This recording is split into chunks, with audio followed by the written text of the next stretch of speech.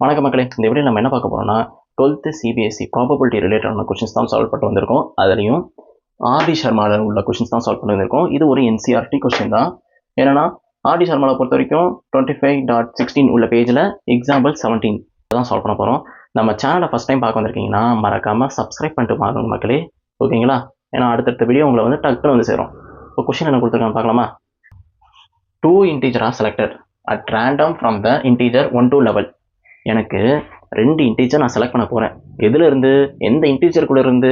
1லேருந்து 11க்குள்ளே, சரிங்களா? அப்போது நான் எதை சூஸ் பண்ணுவேன்னு இங்கே எனக்கு தெரியாது. ஆனால் எனக்கு 2 இன்டீஜர்ஸ் சூஸ் பண்ணணும். இப்போ அடுத்த கண்டென்ட் என்ன சொல்ல வரான்னு பார்ப்போமா? If the sum is even. இப்போ சம் பண்ணும்போது எனக்கு ஈவன் வரணும். 2 இன்டீஜர் எடுத்துக்கிறேன், சம் பண்ணால் எனக்கு ஈவன் வரணும்.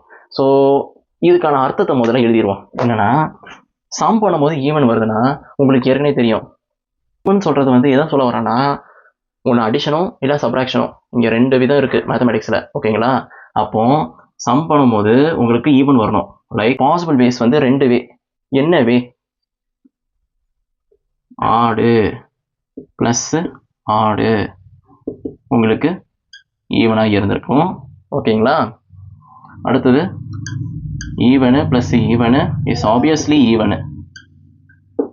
சம் பண்ணும்போது சம்முன்னு சொல்கிறது வந்து உங்களுக்கு மேத்தமேட்டிக்ஸில் அடிஷனும் சப்ராக்ஷனும் சேர்ந்து தான். அப்போது கீழே போடுக்கிறேன் சப்ராக்ஷனும், ஓகேங்களா? இப்போது இதில் எப்படி பண்ணாலும் உங்களுக்கு ஈவன் கண்டிப்பாக கிடைப்பான். என்னங்க ஒரு எக்ஸாம்பிள் பண்ணிப்போமா? இப்போது இங்கே வந்து 3, இங்கே வந்து 1. இதை சம் பண்ணி பாருங்கள். சம் மீன்ஸ் இதை ஆட் பண்ணி பாருங்கள், இல்லை மைனஸ் பண்ணி பாருங்கள், கண்டிப்பாக ஈவன் தான் கிடைப்பான். இப்போ ஈவனை பொறுத்த வரைக்கும் 4, 2. இது ரெண்டுத்தையும் ஆட் பண்ணி பாருங்கள், இல்லை சப்ராக்ட் பண்ணி பாருங்கள், கண்டிப்பாக ஈவன் தான் கிடைப்பான். அவ்வளோதான், ஓகேங்களா? அப்போது உங்களுக்கு பாசிபிள் வேஸ்ன்னு பார்த்தீங்கன்னா 2 வழி இருக்குது. ஒன்று ஆடு வழியாக போகிறது, இல்லை ஈவன் வழியாக போகிறது, ஓகேங்களா? அப்போது உங்களுக்கு ஆடு வந்து 1லேருந்து 11க்குள்ளே எத்தனை இருப்பான் அப்படின்னு பார்த்தீங்கன்னா 1 2 3 4 5 6 7 8 9 10 11. என்னை பொறுத்த வரைக்கும் இதை முதல்ல எழுதிருங்க. ஏன்னா நான் மைண்ட் கால்குலேஷனே பண்ணிடுவேன். அப்போலாம் பார்த்தீங்கன்னா தான் சில இதில். இப்போ இவனை பார்த்தீங்கன்னா ஆடு ஆடு ஆடு அடுத்தது ஆடு.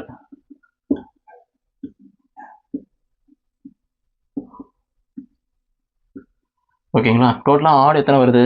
1 2 3 4 5 6. எனக்கு odd element number of odd அப்படின்னு பார்த்தீங்கன்னா எனக்கு 6 வரும். இப்போ நம்பர் ஆஃப் ஈவன் பார்த்தீங்கன்னா எனக்கு டோட்டலாக எத்தனை வருவான்? 1 2 3 4 5. டோட்டலாக 5 வருவான், ஓகேங்களா? இப்போ இந்த 2 பாசிபிள் வேஸில் தான் என்ன பண்ண போகிறேன்னா, நான் 2 எலமெண்ட்டை பிக் பண்ண போகிறேன். ஏன்னா 2 எலமெண்ட்டை இங்கே பிக் பண்ணி இங்கே வச்சாதான் அது ஈவனோ இல்லை ஆடோ அப்படின்னு உங்களுக்கு தெரியும், ஓகேங்களா? இங்கே 2 எலமெண்ட்டு, அதனால தான் இங்கே 2 எலமெண்ட் கொடுத்துருக்கேன். பார்த்தீங்கன்னா எனக்கு 2 இன்டீஜரை கொடு, ரேண்டமாக பிக் பண்ணு. அப்படி ரேண்டமாக பிக் பண்ணும்போது இங்கே கண்டிஷன் என்ன கொடுத்துருந்தா, if the sum is even. Sum பண்ணும்போது எனக்கு ஈவன் கிடைக்கணும். எனக்கு பாசிபிள் வேஸ் வந்து 2 வேல போகுது. அப்போது எனக்கு 2 எலமெண்ட் நான் பிக் பண்ணுறேன்னா, இது ஒரு எலமெண்ட், இது ஒரு எலமெண்ட், இது ஒரு எலமெண்ட், இது ஒரு எலமெண்ட், புரியுதுங்களா? அப்போது பிக் பண்ணுற விஷயத்த தெளிவாக எடுத்துக்கணும். பிக் பண்ணுறாங்க, ஓகேங்களா? அப்போது 2 எலமெண்ட் நான் எடுக்கிறேன்னா, நம்பர் ஆஃப் ஆடு அதுலேருந்து 2 எலமெண்ட் எடுக்கிறேன், நம்பர் ஆஃப் ஈவனு அதுலேருந்து 2 எலமெண்ட் எடுக்கிறேன். அப்போ இது இந்த மாதிரி போகும், காம்பினேஷன்ஸில் போகும், ஓகேங்களா? இப்போ அடுத்தது என்ன கேட்டிருக்கான்? Find the probability both numbers are ஆடுன்னு கேட்டிருக்கான். இப்போ இதை நம்ம கண்டுபிடிக்கணும், சரிங்களா? இப்போ ஏ ஈவெண்ட் என்ன, பி ஈவெண்ட் என்னன்னு சொல்லி எழுதிடலாம். சரி, இப்போ நம்ம இது வரைக்கும் நீங்கள் பார்த்ததுலாம் பார்த்தீங்கன்னா ஃபைண்டுக்கு அப்புறமா தான் கிவன் வரும். இங்கே பார்த்தீங்கன்னா இஃப்னு சொல்கிற ஒரு கேஸ் வந்துருச்சு, கிவன் கொடுத்துட்டான், அதுக்கப்புறமா ஃபைண்டு கேட்டிருக்கான். அப்போது இவன் தான் உங்களுக்கு கிவன், புரியுதுங்களா? ஏன்னா ஒரு விஷயம் சம் பண்ணுறது, ஏன்னா இந்த வேர்டிங்ஸ் மட்டும் இல்லைன்னா உங்கள் கொஷினில் அடுத்த ஸ்டேஜுக்கே கொண்டு போக முடியாது, சரிங்களா? அப்போ ஏ ஈவெண்ட் என்ன கொடுத்துருக்காங்கன்னா, நான் முதல்ல கிவன் ஈவெண்ட்டாக எடுத்துக்கிறேன், ஓகேங்களா? சம் இஸ் ஈவெண்ட் கேட்டிருக்கான். அப்போ சம் பண்ணும்போது ஈவெண்ட் சொல்லணும்னா இதில் 2 ஆடில் 2 எலமெண்ட் எடுக்க போகிறேன். அப்போது total number of element combination of 2, okay, plus இங்கே ஈவன்லேருந்து 2 எலமெண்ட் எடுக்க போகிறேன், அவன்லேருந்து 2 எலமெண்ட் எடுக்க போகிறேன். ஓகேவா? ஏ ஈவெண்ட்டுக்கான விஷயங்களை சொல்லிட்டேன். இவன் பார்த்தீங்கன்னா கிவன். அடுத்து டு ஃபைண்ட் என்ன? டு ஃபைண்ட் பி ஈவெண்ட் என்ன கொடுத்துருக்கான் உங்களுக்கு? both the number are odd. both the number is odd. Sorry, both the number are odd. இஸ்ன்னு சொல்லக்கூடாது. சரி, both the numbers are odd. இப்போ நான் 2 எலமெண்ட் நான் பிக் பண்ணுறேன்னு சொன்ன பார்த்தீங்களா, அந்த 2 எலமெண்ட்டும் எனக்கு ஆடாக இருக்கிறதுக்கு தான் பாசிபிள்ஸு அப்படின்னு சொல்லிட்டு பி ஈவெண்ட்டில் கேட்டிருக்கான். அப்போ அதுபடி பார்த்தீங்கன்னா 2 ஈவெண்ட்டுக்கும் எனக்கு ஆடுனா இப்போ இவன் தான் வருவான் 6. சரிங்களா? அப்போ 6 காம்பினேஷன் ஆஃப் 2 ஈவெண்ட்டை நான் பிக் பண்ண போகிறேன். 2 இன்டீஜரை நான் பிக் பண்ண போகிறேன். ஆட்லேருந்து 2 இன்டீஜரை பிக் பண்ண போகிறேன். இதுதான் எனக்கு பி ஈவெண்ட்டு. ஓகேங்களா? தெளிவாகுதா? சரி, இப்போ இந்த 2 எலமெண்ட்டுக்கும் இன்டர்செக்டிங் ஆகிற எலமெண்ட்டுன்னு யாரை நீங்கள் எடுத்துப்பீங்க? சரி, இப்போ நம்ம அடுத்தது என்ன பண்ணணும்? ப்ராபபிலிட்டி கண்டுபிடிக்கணும். இப்போ அடுத்து என்ன பண்ண போகிறோம்? கண்டிஷனல் ப்ராபபிலிட்டியை கண்டுபிடிக்க போகிறோம். சரிங்களா? Probability of B divided by A அப்படின்னு பார்த்தீங்கன்னா probability of A intersection B A divided by probability of A. இப்போ ரெண்டுத்துக்கும் இன்டர்செக்டிங் ஆகிற எலமெண்ட்னு பார்த்தீங்கன்னா இவனே தான். So 6 combination of 2.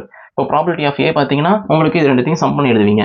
6 combination of 2, 5 combination of 2. ஓகேங்களா? ஸோ மீதி உள்ளதை உட்காந்து போட வேண்டியதான். மீதி உள்ளது கால்குலேஷன் தான்.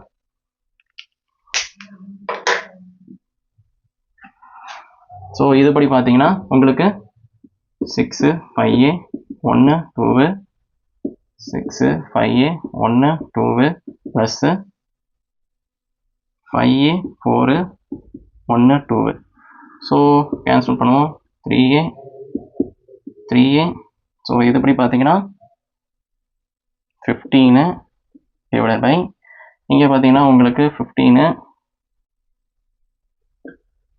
இவனை கேன்சல் பண்ணால் உங்களுக்கு என்ன வரும்? இவனை கேன்சல் பண்ணால் 2 ப்ளஸ் 10. அப்போது 15 டிவைடட் பை 25 உங்களுக்கு 3/5ன்னு கிடச்சிருக்கும்.